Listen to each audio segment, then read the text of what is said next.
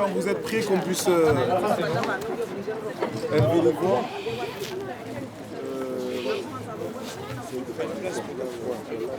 Le vendredi, on a eu un départ de feu du 4e étage qui est monté jusqu'au 12e étage, qui a fait que toutes ces familles-là soient délogées. C'est inhumain. Il y avait des familles à l'extérieur, nues, dans un état très choqué. Ces personnes-là ont été totalement laissées à l'abandon. Et ce, depuis vendredi, nous sommes jeudi.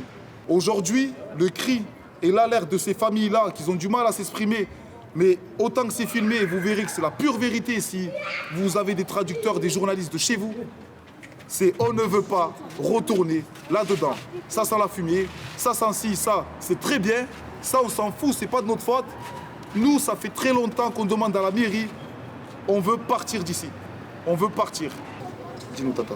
Wasiri sarinji ariwono ukanyi bangi yombi nelera rakahinji yakari jakara yaramye ukanamjie weje kelelo ngabjoko usikwa force ukanamjie izona kahanza neleze wanadamu hukana haini mndu yalalia wa harma nyumba uonde yajuao eheli vujao mndu katsula la harima enyumba yatijihaba ukenyu bangi yo njema na sira rangurirongo wa hujini fukana enyu bangi yombi rilala yabo hata dezane na dezane wazaza hatu wa baba hatu wa ilalia hata jei onde lelo rija ramba enyu bangi yombi ritisi kwa force maana sisi roho sisi namriede maana sisi roho sha siti zinyabata zinyama nitso zirengano webongeye namrisikinie mrizungushe bahanu rilale benyumba imenye hamosa yirudi njia kanseri ngiona uwade ufirao kanseri yabo basi. En traduction, ça... En traduction, cela donne. Lorsqu'ils sont venus sur Marseille, comme toutes les familles, dont ma mère aussi, ils n'avaient pas le choix que de vivre là, parce que les proprios, sachez tout de même, c'est oui, viens, t'inquiète pas, tu n'as pas de CDI, tu n'as pas de CDD, tu n'as rien du tout, viens, t'inquiète pas. Par contre, tu paieras 800, 900 euros, voire 1000 euros de loyer. Et ce qu'elle explique, c'est qu'on sait qu'on est en danger en vivant ici, mais on y vit parce qu'on n'a pas le choix. Alors, on monte des dossiers, des numéros de 13 habitants, Logirem et autres, on envoie, on cherche à partir. Parce que pour nous, c'est vraiment un moyen de transition pour aller quelque part d'autre. On sait que c'est un danger. On a vu qu'ils ne nous répondaient pas, donc la ville ne répondait pas. Ça fait des 5 ans, 10 ans, voire 15 ans pour certaines familles qui demandent à partir et ils n'y arrivent pas. Ils demandent, ils réclament les travaux, ça ne marche pas. Aujourd'hui, il y a le feu. Il faut absolument qu'ils aient un logement digne de ce nom. Qu'ils sentent qu'ils soient vraiment... Tiens, on t'a pris en charge, c'est la mairie. C'est nous les personnes dont tu as voté ou pas, mais qui nous occupons de ce secteur.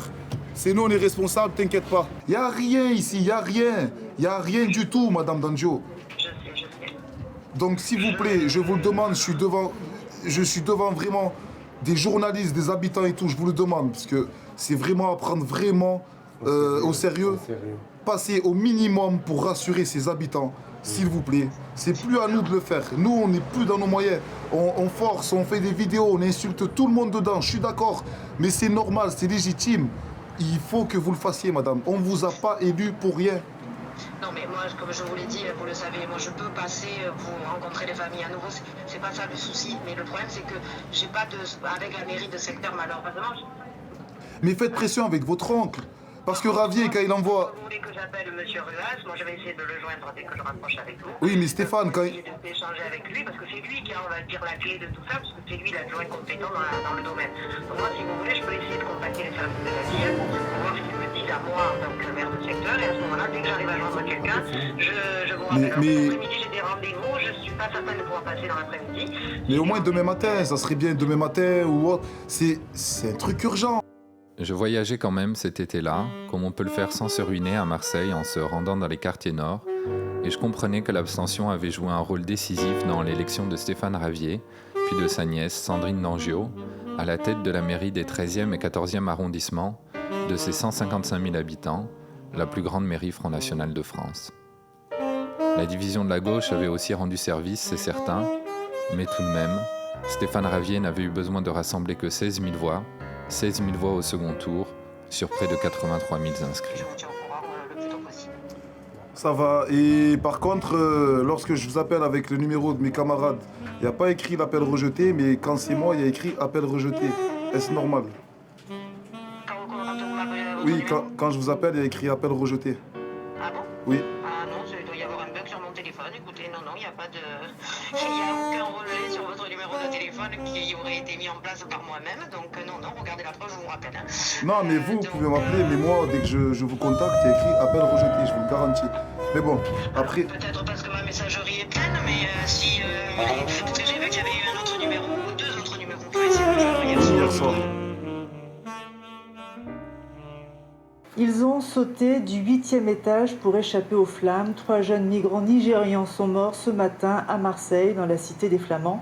L'immeuble était presque entièrement squatté et ce drame intervient dans un climat de forte tension entre les habitants et les dealers. Attention, certaines images peuvent heurter la sensibilité des plus jeunes. Merde! Il y a des morts aujourd'hui!